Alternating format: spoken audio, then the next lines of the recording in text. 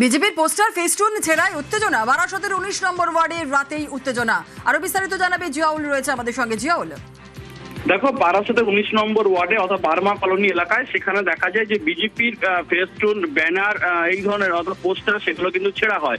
অর্থাৎ প্রধানমন্ত্রী নরেন্দ্র মোদী এবং অন্যদিকে হচ্ছেন বারাসতের যিনি বিজেপি প্রার্থী শঙ্কর চ্যাটার্জি, তাদেরই এই পোস্টার কাটা আউট ছিল, ফলে সেগুলো রাতের অন্ধকারে কে বা কারা ছিঁড়ে দেয়।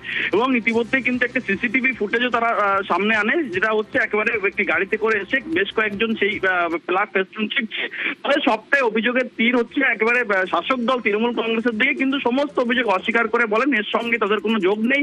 ফলে তারা নিজেরাই বারাসত শহরে বারাসত হেরে যাবে তার জন্যই কিন্তু ইচ্ছাকৃতভাবে নিজেরা পোস্টার ব্যানার ছিঁড়ে শাসক দলকে দোষারোপ করছে। ইতিমধ্যেই উভয় পক্ষই কিন্তু থানায় লিখিত অভিযোগ করেছে, ফলে যথেষ্ট উত্তেজনা ছড়িয়েছে এই পোস্টার ব্যানারকে ছেড়াকে কেন্দ্র করে। জুনেলা, ধন্যবাদ। আমাদের যত ফ্ল্যাগ ছিল, ফেস্টুন ছিল, এই ছবি চলে দিচ্ছে তাদের এরকম। আমি তীব্র প্রতিবাদ করছি। এই কমপ্লেন যেখানে অব্দি যাওয়ার সেই অব্দি যাবো আমরা। অ্যাকচুয়ালি তৃণমূল ভয় পেয়েছে, ভয় পেয়ে এসব কাজ করছে। এইভাবে ফ্ল্যাগ ছেড়ে মানুষের মনে ঢোকা যাবে না। মানুষের মনে আমরা আছি, জনগণের প্রতিবাদ করবে, দল প্রতিবাদ করবে। মেয়েদের অপকর্মকে ধিক্কার জানাচ্ছি। এই ঘটনা যদি সেকেন্ডবার ঘটে তাহলে কিন্তু আমাদের মধ্যে জনগণের ব্যবস্থা নেবো।